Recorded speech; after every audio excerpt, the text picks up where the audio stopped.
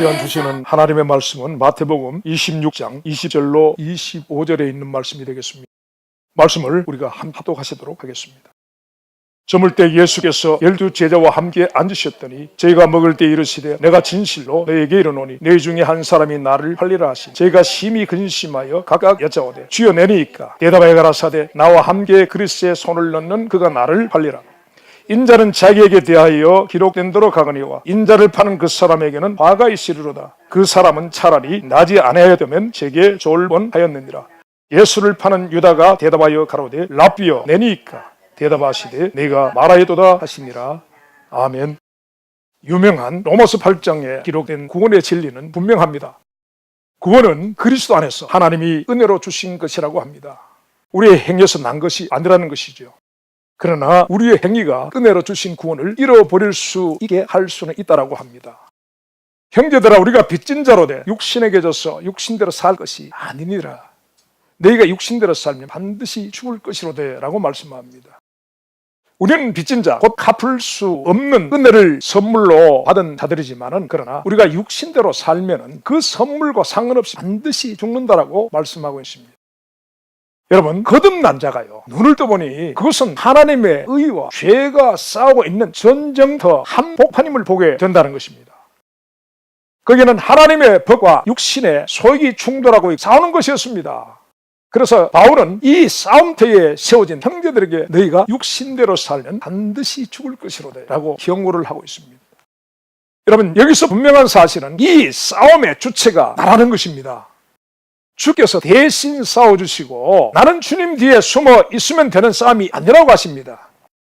이 싸움은 내가 싸워야 하고 내가 이겨야 하는 싸움이라고 하는 것입니다. 여러분, 이것이 거듭난 자의 가나안의 삶인 것입니다. 광야에서 싸움은 주께서 앞서 행하시는 싸움이었습니다. 그러나 가나안의 싸움은 내가 앞서 나갈 때에 주님이 함께 하셔서 도우시는 것입니다. 그래서 이 싸움은 우리의 의지로 행하고 선택하는 싸움이라는 것이죠. 모든 결정은 나의 의지적 선택과 행위에서 이루어진다는 것입니다. 거기서 우리는 하나님의 법을 따를 것인가, 하나님의 법에 굴복지 아니하고 할 수도 없는 육신의 생각을 따를 것인가, 이것을 정하는 것은 나의 의지적 선택이라고 하는 것이죠. 그리고 그 결과에 대한 책임도 우리의 몫이라고 말씀하고 있습니다. 창세기 6장 5절에서 6절 말씀에 보면요, 여호와께서 사람의 죄악이 세상의 관영함과 그 마음의 생각의 모든 계획이 항상 악함을 보시고 땅 위에 사람 지으셨음을 한탄하사 마음에 근심하시고 라고 기록하고 있습니다. 하나님은 죄악으로 세상을 채우고 모든 악한 기억으로 항상 그 마음과 생각이 가득한 사람들을 보시고 그 마음에 한탄하사 마음에 근심하셨다라고 합니다. 그리고 사무엘상 15장 11절 말씀에 보니까 내가 사울을 세워 왕 삼은 것을 후회하노니 그가 돌이켜서 나를 쫓지 아니하며 내 명령을 이루지 아니하였음이니라, 그렇게 말씀하고 계십니다. 여기서요, 주께서 사울 때문에 하셨다는 후회는 창세기 6장의 네피림 사람들 때문에 하신 한탄과 같은 나함이라는 히브리 말을 쓰고 있습니다. 같은 단어입니다. 이 말의 의미는 한숨을 쉬다, 뉘우시다, 후회한다라는 의미를 가지고 있는 것입니다. 그런데 여기서 특별히 사울이라는 한 사람을 두고 주님은 또 후회하셨다라고 하신 말씀이 참으로 충격적인 것입니다. 출애굽기 17장에서 출애굽한 이스라엘을 가로막고 제일 약한 그 뒤를 공격했던 아말렉을 향하여 하나님은 진노하셨습니다.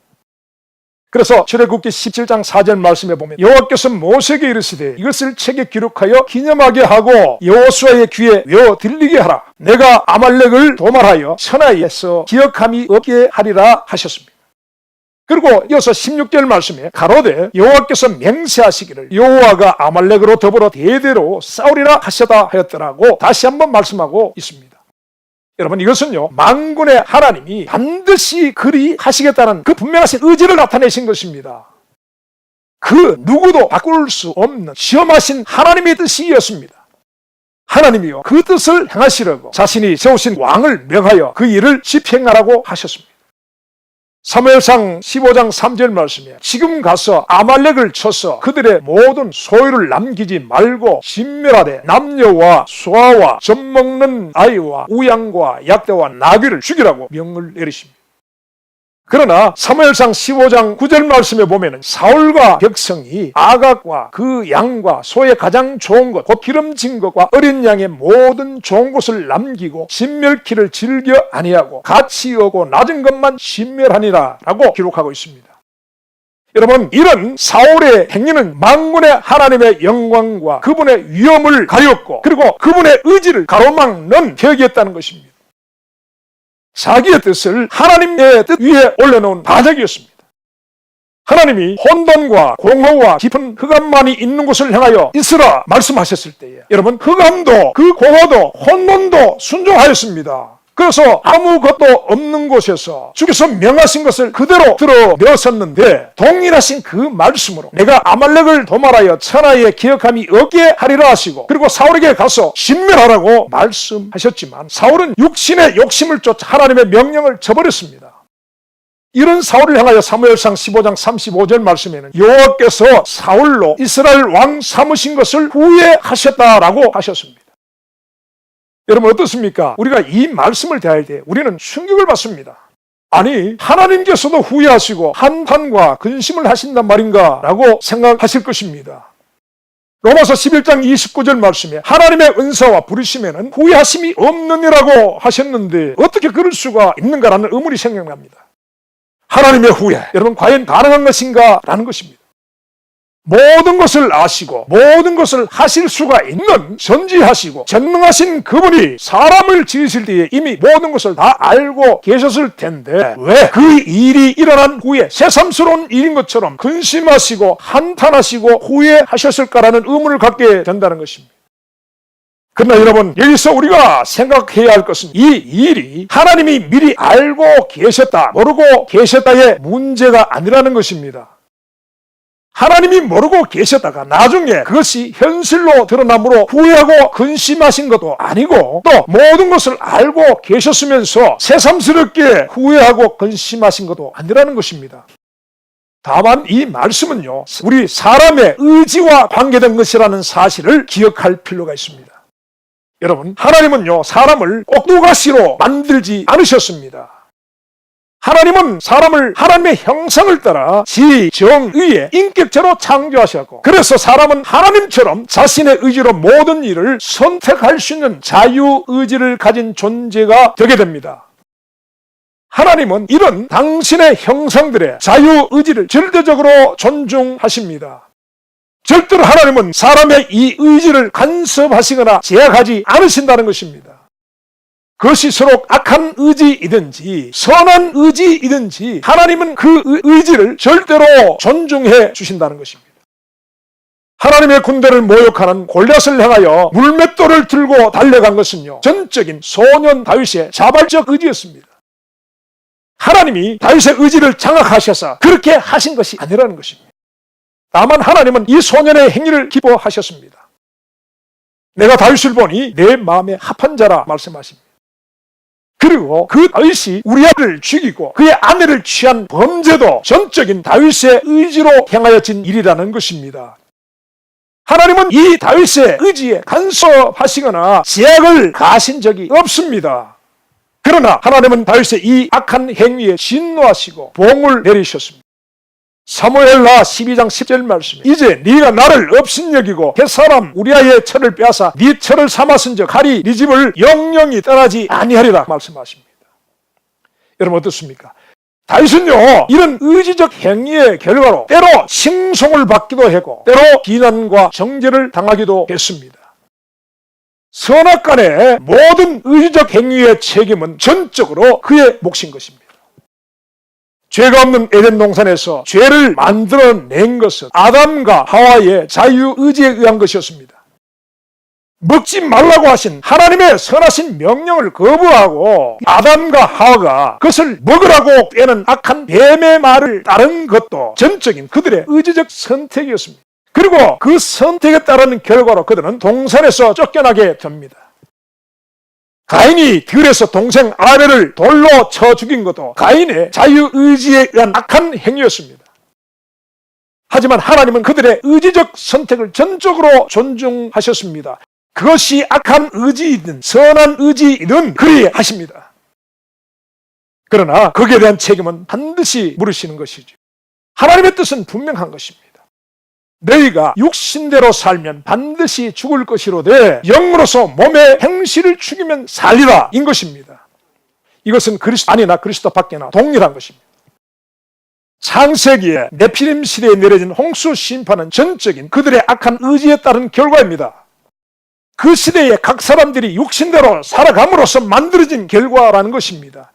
하나님은 어느 인생 누구에게도 그들의 의지를 간섭한 적이 없습니다. 다만 그들의 의지적 행위를 보시고 한탄하시며 근심하시다가 끝내 회개로 돌이키지 않는 그들의 행위에 따른 심판을 행하시더라는 것입니다. 하나님은 저 1700만 명을 학살한 히틀러의 광기 어린 의지나 그리고 2300만 명을 죽인 스탈린과 그리고 7800만 명을 학살한 마오쩌둥의 악한 의지일지라도 그들의 의지를 인위적으로 제어하시거나 간섭하지 않으십니다. 그래서요, 우리는 이 땅에서 사람들의 의지에 의해 일어나는 이 파괴적이고 비극적인 어떤 일에도 하나님께 항변하거나 원망할 수가 없다는 것입니다. 이 땅의 모든 비극은 우리들의 자유의지에 의해 만들어졌기 때문입니다.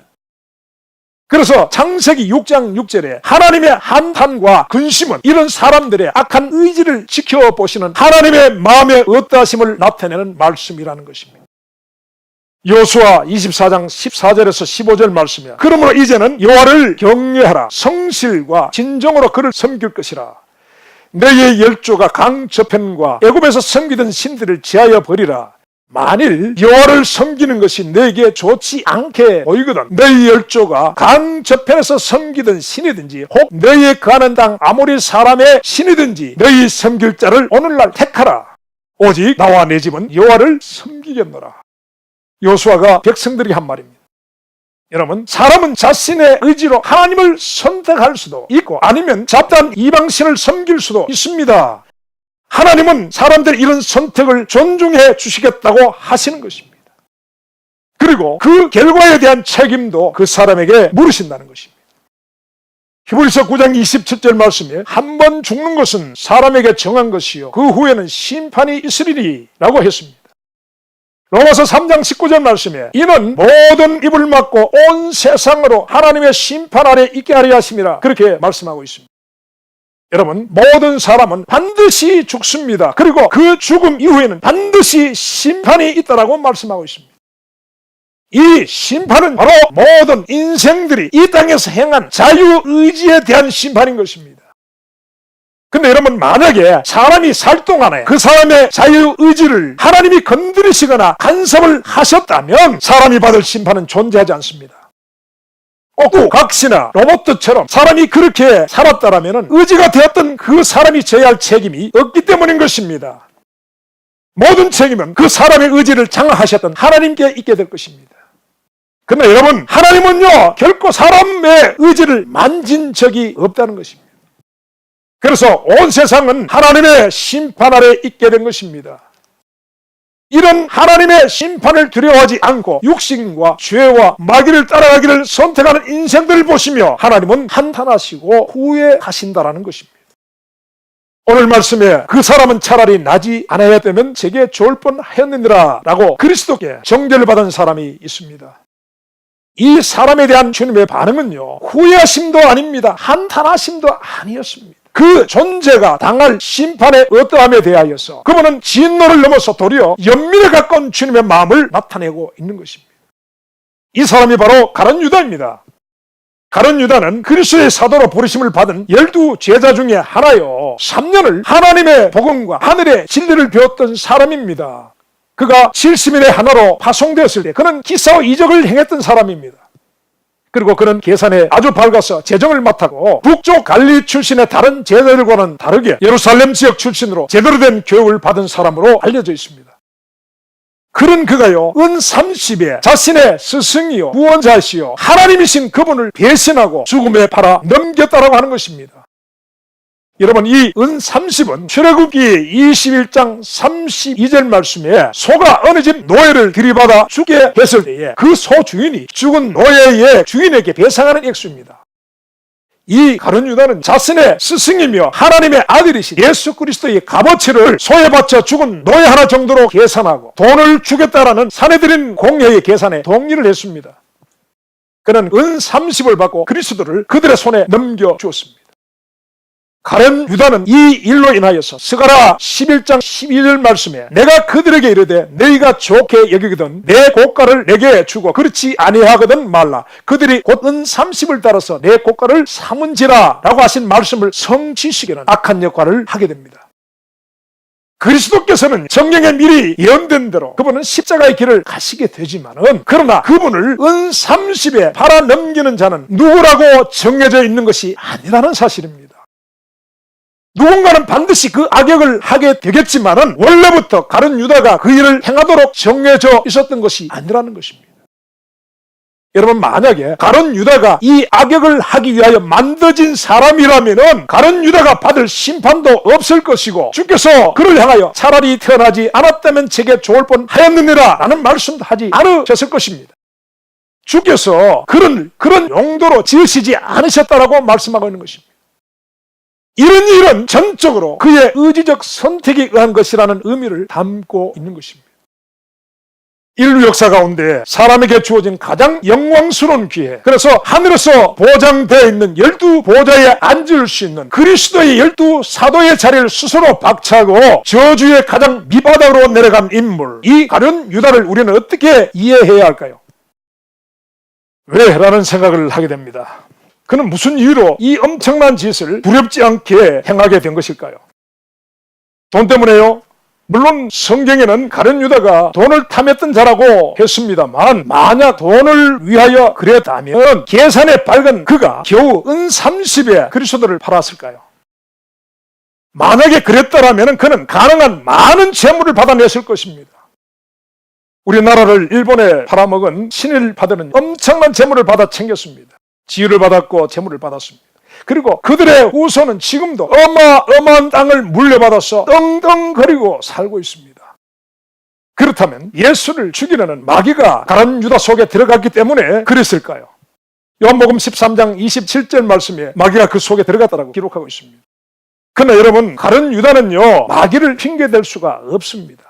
왜일까요? 요한복음 13장 2절 말씀에 마귀가 벌써 시몬의 아들 가룟 유다의 마음에 예수를 팔려는 생각을 넣었더니 라고 했습니다. 마귀가 가룟 유다의 의지를 제압해서 그리스도를 팔 수밖에 없도록 한 것이 아니라 그의 의지를 움직이도록 생각을 넣었을 뿐인 것입니다. 만약 마귀가 가룟 유다의 의지를 장악해서 그리스도를 팔게 해달라면 예수를 판 자는 마귀이지 가룟 유다가 아닙니다. 그 책임은 전적으로 마귀의 몫이 될 것입니다.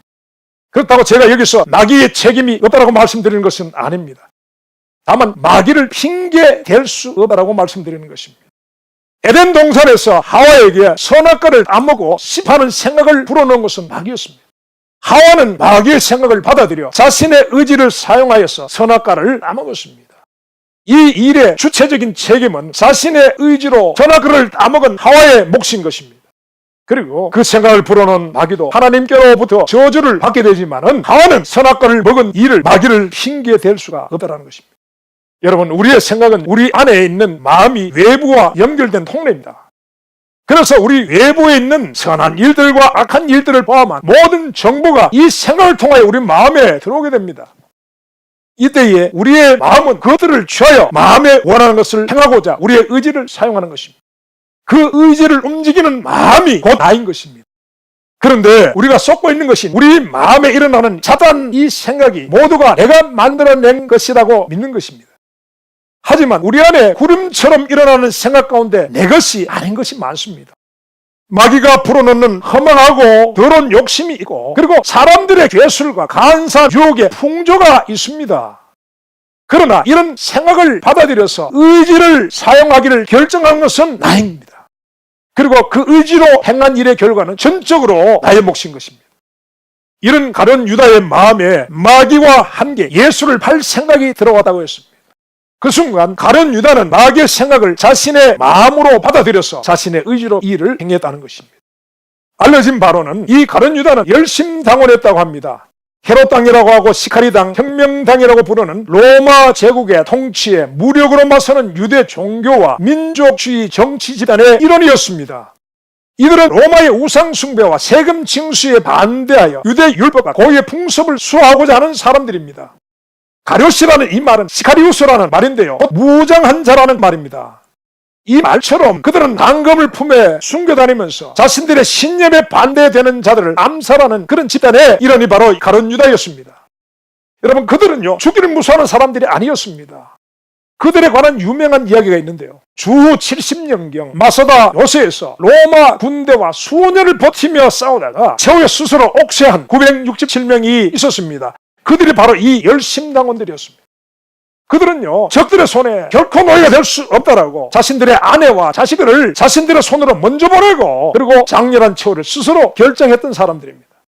이들에게 이 헤롯 왕의 정치적 신념과 사상이 바로 그들의 생명이며 신앙이었습니다.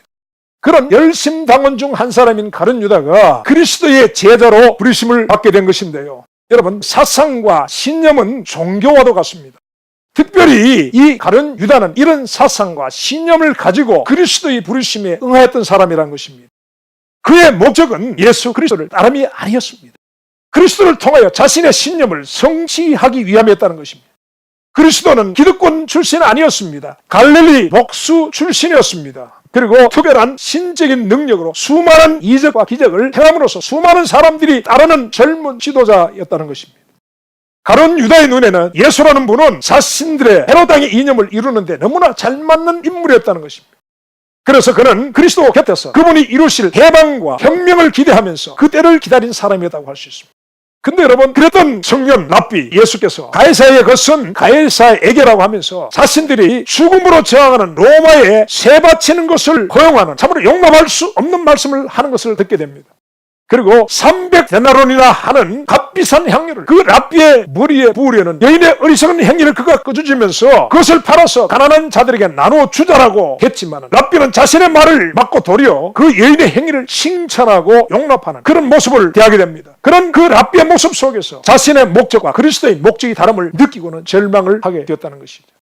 그리고 결정적인 것은 자신을 따르는 무리들을 이끌고 로마에 항거하기를 바랐었는데, 이 젊은 랍비는 너무나 무력하게 자신이 로마와 그 하수인들의 손에 넘겨져서 십자가에서 죽을 것이라고 말을 하는 것이었습니다. 여러분, 이 가룟 유다는요, 주님이 말씀하신 십자가 앞에서 신님의 사람 가룟 유다는 자신의 기대와 꿈들이 다 무너지는 절망을 느꼈습니다. 그래서 그는 급히 젊은 랍비가 무미하게 죽기 전에 먼저 자신의 손으로 저 반역자의 무리와 이방인의 손에 넘겨주어서 그들의 손에 비참하게 죽게 함으로써 지금껏 그리스도를 따랐던 무리들이 항거하는 그 항거를 유발하고 싶어 했습니다. 예수라는 젊은 랍비를 통하여 이루려고 했던 조국 해방과 민중혁명이라는 자신의 신념을 이제는 랍비의 죽음을 이용해서 이루고자 했다는 것입니다. 그래서 그는 이런 신념하에 그리스도를 은삼십에 팔아 넘겼습니다. 여러분, 가룟 유다는 신념의 사람이었습니다.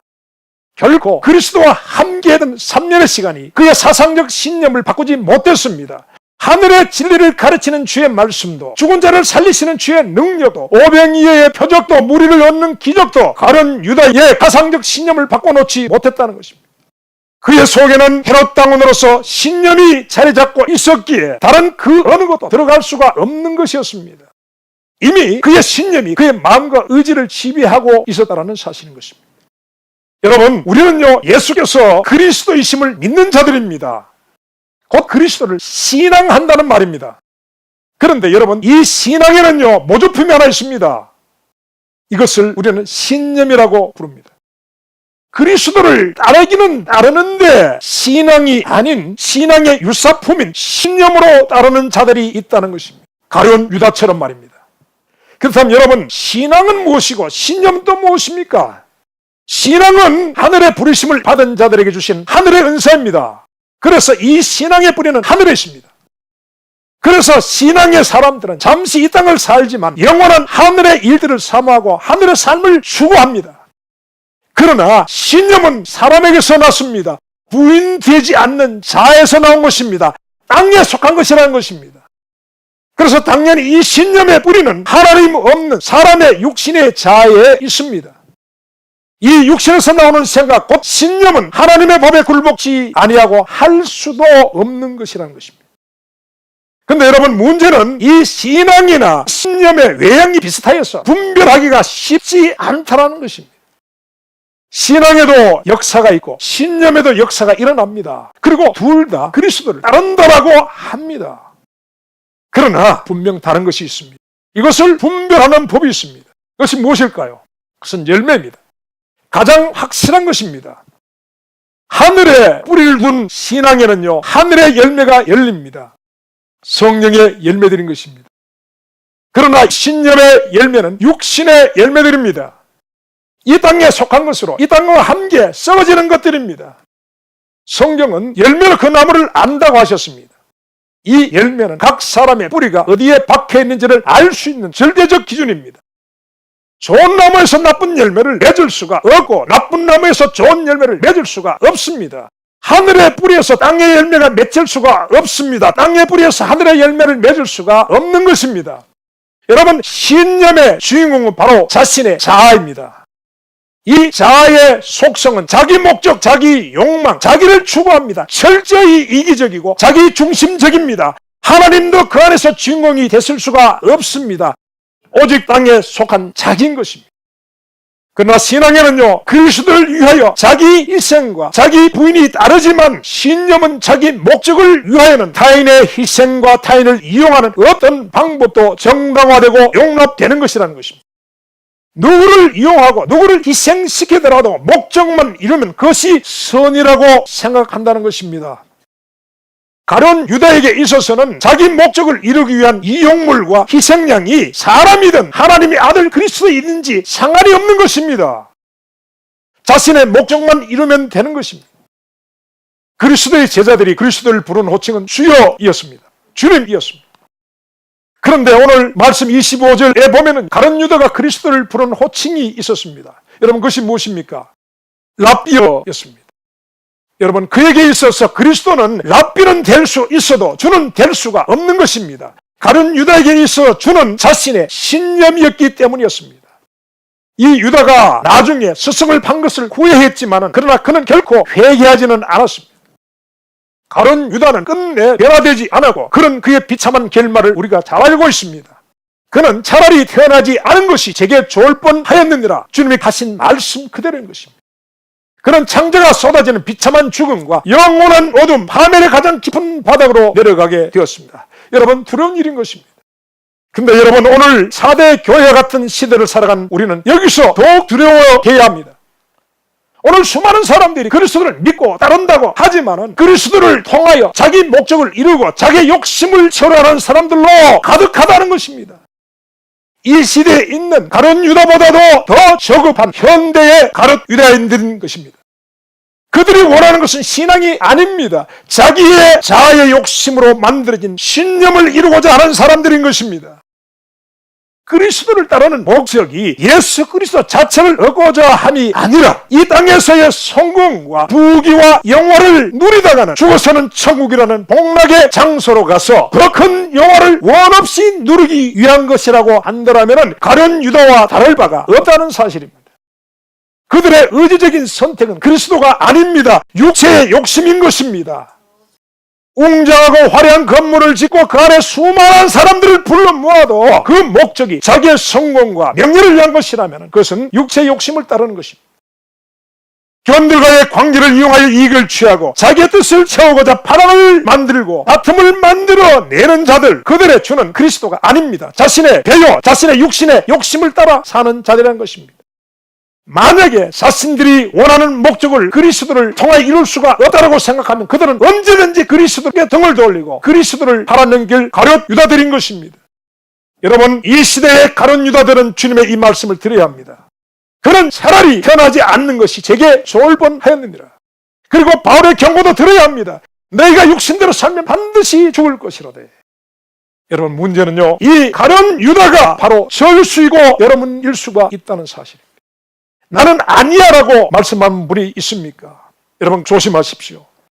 우리는 언제든지 그리스도의 제자의 자리에서 그리스도를 팔아먹은 가룟 유다의 자리로 내려올 수 있는 가변적 존재들임을 기억하시기 바랍니다. 두렵고 떨림이 있어야 합니다. 이 두렵고 떨림이 신앙으로 살기 원하는 우리의 마음가짐이 되어야 한다는 것입니다. 그래서 그리스도가 목적이 아닌 자신의 신념을 이루는 수단과 방편으로 삼는 가련 유다의 길을 거부하고 오직 그리스도를 얻고 그날의 그리스도 안에서 발견되는 신앙의 길을 가는 우리 모두가 되어야 할 것입니다.